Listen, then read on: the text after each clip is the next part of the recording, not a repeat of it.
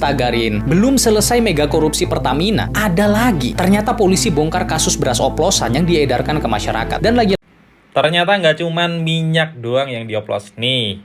Ada beras 5 kilo tapi pas ditimbang cuman 4 kilo lebih. Niat pulang dari Jakarta mau nilai sawah dulur. Ya Allah, pari masih pada hijau. Malaysia tengah menghadapi krisis beras tempatan atau beras lokal. Janji ditepati, tengok ni betul-betul ada. Kerajaan sediakan 150 juta. Hang betul dah 150 juta tu buat apa? Anda sebenarnya tidak tahu apa yang sebenarnya berlaku. Beras di Malaysia banyak. Memang banyak, cukup banyak. Penduduk Malaysia tak kelaparan pun. Mas ribut koyak, geng, karena dia sok tahu tentang negara Malaysia. Dibalaslah dengan orang Malaysia. Di Malaysia beras berlambah. Orang-orang Malaysia tidak kelaparan. Lebih baik kamu urus negara kamu daripada mengurus negara Malaysia.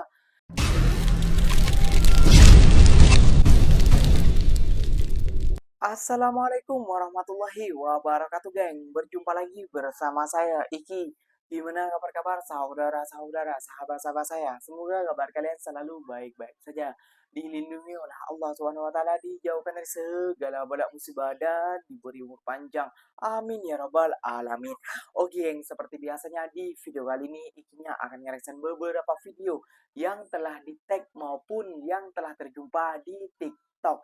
Dan di video kali ini Ikinya akan ngereaction sebuah video yang itu hari netizen maupun warga Indonesia yang sebagian ya geng ya, yang mengatai Malaysia krisis pangan geng, dan Malaysia tidak mendapatkan beras tempatan geng karena dioplos. Nah geng, ternyata kalian sebelum berkomentar negara orang, lihat dulu negara kita seperti apa. Ternyata geng ya, bukan cuma minyak kendaraan saja geng, bahkan minyak goreng, LPG, dan sekarang kasus yang baru kali ini geng adalah beras kita lagi dan lagi dioplos geng. Waduh, daripada kalian bagi para oknum-oknum yang nyinyir ataupun komentarin negara orang, nah, kalian lihat sendiri negara kalian sendiri seperti apa amburadulnya. Dikatain Malaysia krisis pangan lah, krisis beras dan lain sebagainya. Namun di Malaysia tidak kelaparan dan tidak mengantri seperti di negara kita, geng. Waduh, kira-kira seperti apa tuh videonya? Jom kita simak bersama-sama. Namun sebelum simak, jangan lupa dulu dong, geng, sokong channel ini dengan cara apa? Subscribe, like, comment, and share-nya. Apa-apa benda, silahkan komen di bawah. Janji, jangan bergaduh. Oke, kita simak dulu videonya. Let's go. Nggak ada habisnya setelah pengoplosan Pertamax minyak goreng gas LPG. Saking kreatifnya orang Indonesia, sekarang beras pun dioplos. Jadi polisi baru aja membongkar kasus pengoplosan beras di Depok, Jawa Barat. Pelakunya Piki 29 tahun, mencampur beras biasa dengan beras Demak merek Berlian dan beras Menir, lalu dikemas ulang dengan merek Daun Suji dan Rinjani. Ini jelas-jelas melanggar Undang-Undang Perlindungan Konsumen, dan hukumannya nggak main-main loh, 5 tahun penjara dan denda 2 miliar. Alhamdulillahnya sih banyak yang terbongkar kasus seperti ini guys. Kira-kira berikutnya akan ada pengoplosan apa lagi ya? Ternyata nggak cuman minyak doang yang dioplos nih. Ada beras 5 kilo tapi pas ditimbang cuman 4 kilo lebih. Nggak nyampe 5 kilo. Ini ada-ada aja ya nih. Contohnya 4 kilo sekian tuh. Padahal tulisannya di berasnya itu 5 kilo. Ini kayaknya di negeri ini nggak ada yang benar ya kayaknya ya. Dari minyak, dari Pertamax, ini sekarang ada beras, nanti ada apa lagi gitu. Waduh. Menurut kalian gimana? Coba komen di sini ya.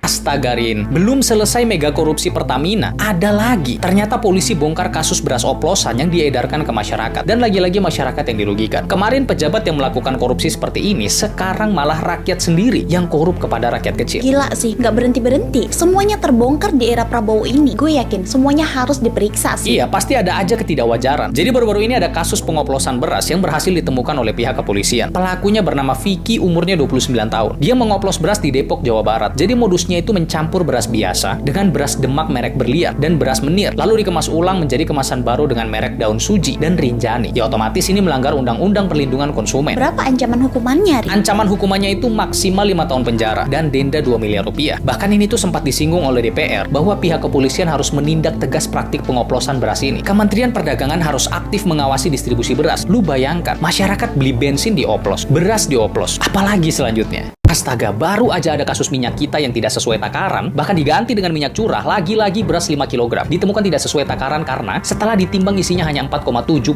kg, teman-teman. Ya, pasti banyak dari kamu yang baru mengetahui bahwa beras 5 kg sebenarnya harus benar-benar 5 kg, teman-teman. Bayangkan, karena saking seringnya melihat beras yang tidak sesuai timbangan, kita jadi menganggap ini wajar kalau beratnya di bawah 5 kg. Padahal sebenarnya ini adalah bentuk korupsi dan pelanggaran. Mungkin perbedaan 200 gram tidak terasa jika hanya di satu karung. Namun bagaimana ketika kita berbicara tentang bertonton beras? Maka tentu saja 200 gram tersebut akan menjadi angka yang sangat fantastis. Inilah yang terjadi pada beberapa beras yang pada saat itu disidak di pasar Sepingan, Kalimantan Timur. Ada beras yang tulisannya 5 kg namun ditimbang hanya 4,78 kg. Tentu saja ini tidak sesuai dengan berat yang tertera di kemasannya. Bahkan selisih bersihnya itu lebih dari 200 gram. Ini merupakan sebuah pelanggaran karena melanggar Undang-Undang Perlindungan Konsumen. Menteri Perdagangan benar-benar harus mengusut hal ini di semua pasar di Indonesia. Karena jika terus dibiarkan, masyarakat yang akan dirugikan. Apa ini? Niat pulang dari Jakarta mau nilai sawah dulur. Mau lihat Ya sawahnya, Allah, pari masih pada hijau. Oke. Pariku entek.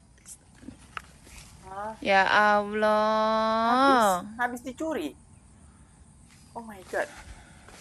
Astagfirullahaladzim. Sopo sing derep sawah kurang ngomong. Ya Allah.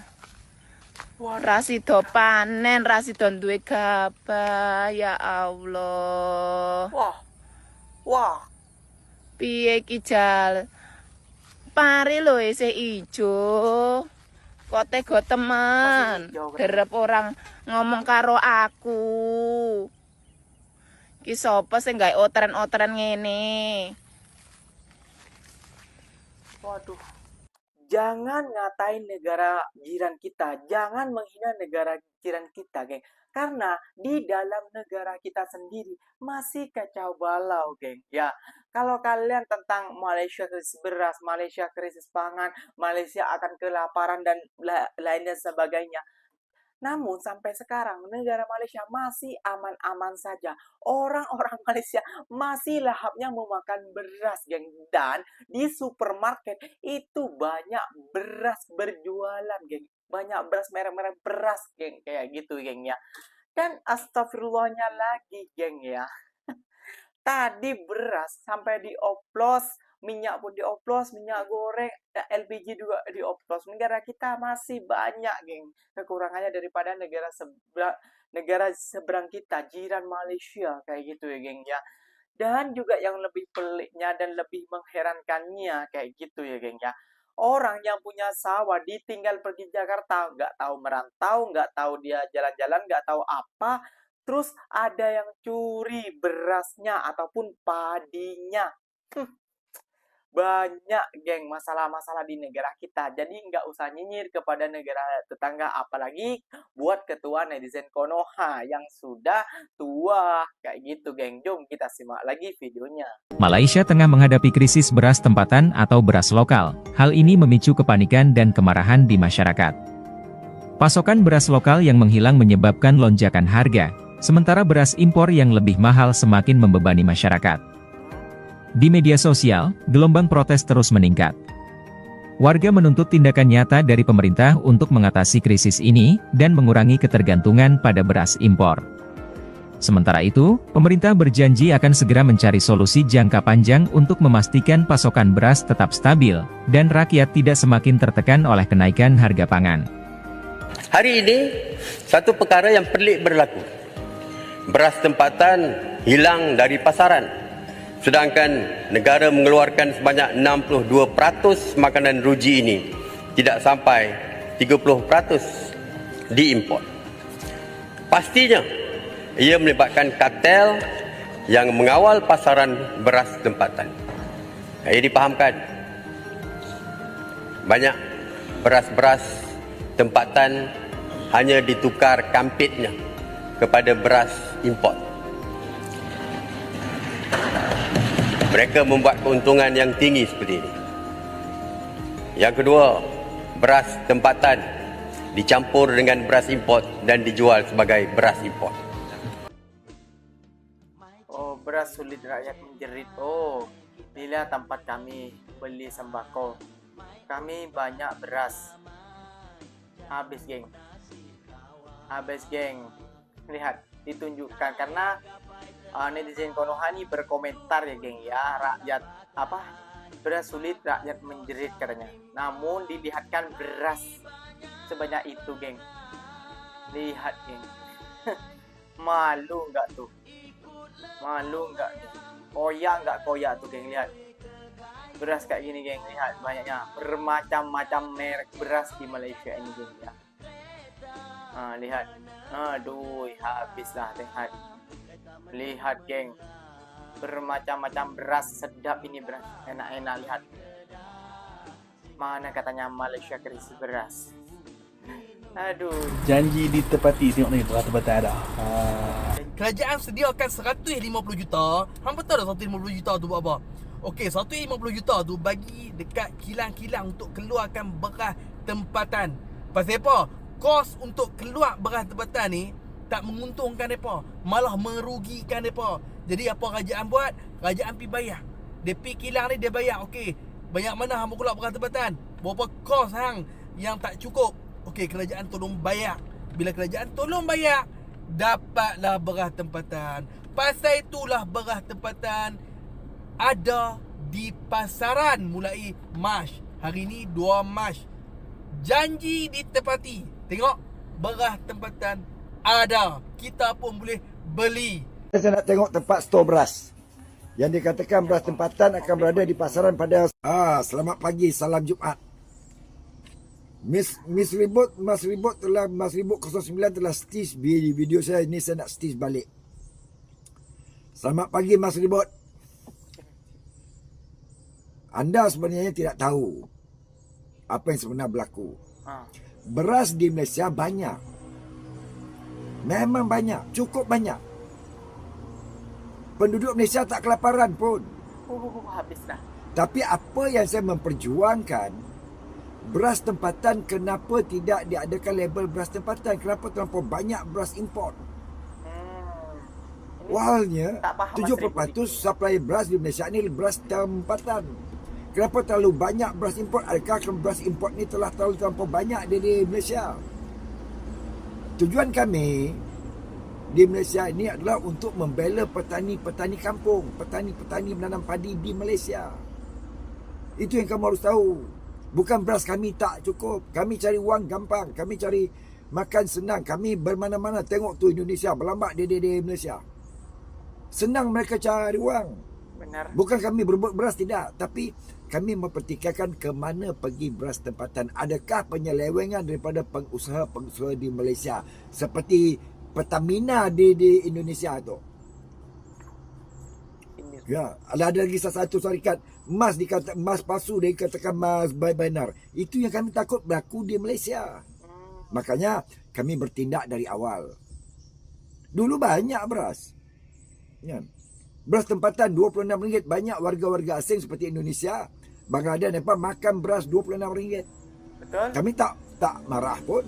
Fakta. Tak ada kami berebut. Yang berebut itu adalah politik. Ya. Kami tidak. Ya. Jangan di war-war. Banyak tidak. Ya. Jadi kena harus faham. Sebelum kamu bikin statement, kamu harus faham. Terima kasih sebab ikuti akun saya. Kamu harus faham dulu. Saya bersuara memperjuangkan petani tempatan. Memperjuangkan mereka supaya mereka hidup lebih senang. Tidak tertindas oleh kartel-kartel beras di Malaysia. Ini yang kami memperjuangkan. Bukan bermakna beras tempatan tak ada. Bukan bermakna Malaysia ni kekurangan beras. Bicara apa kamu? Yang kali kena faham. Itu sebab kebanyakan konten daripada kamu orang tak menyukai. Ya, sebab apa? Tak ada value. Betul. Sekurang-kurangnya kita nak buat konten, kita kena ada value. Ya, faham tu? Ya. Itu sebab saya memperjuangkan ke mana pergi beras tempatan. Kami mengawasi pengusaha-pengusaha agar jangan ada penyelewengan. Sekarang sudah terbongkar. Ada kilang-kilang yang buat perangai mencampur beras tempatan jadikan beras import. Makanya beras tempatan hilang. Dan harga lebih mahal daripada beras tempatan. Itu yang kami memperjuangkan. Jadi kami perkara ini kami tidak mahu berlarut langsung, tidak mahu menjadi Pertamina triliunan penyelewengan. Itu yang patut kamu bahas. Benar. Bahas negara kamu tu. Benar. Okey? Benar. Terima kasih. Mas ribut koyak, geng. Karena dia sok tahu tentang negara Malaysia. Dibalaslah dengan orang Malaysia. Di Malaysia beras berlambah. Orang-orang Malaysia tidak kelaparan. Lebih baik kamu urus negara kamu daripada mengurus negara Malaysia. Ya benar juga, geng. Ngapain dia nyinyir ke negara Malaysia? Sedangkan negara Malaysia baik-baik saja. Negara kita yang tidak baik-baik saja. Banyak orang-orang ataupun orang-orang sekarang bersuara tentang negara kita, negara Indonesia. Ini negara apa? Kok semakin ke belakang banyak yang dioplos tentang emas dan lain sebagainya.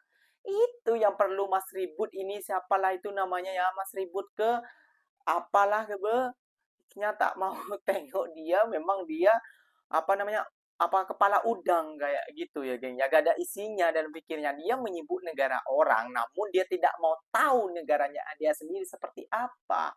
Kayak gitu ya. Kalau seperti kita dan lain sebagainya itu tuh sindiran aslinya. Namun seperti Mas Ribut dan netizen-netizen Konoha ini tidak paham sindiran seperti apa. Kayak gitu. Mereka tidak masuk. Mereka cuma bisa menonton dari depan saja. Udah sampai situ udah. Nggak ada line, nggak ada internet mahal kayak gitu ya, geng ya. Oke, yang mungkin videonya sampai di sini saja. Semoga video ini bermanfaat, semoga kalian suka dengan video ini.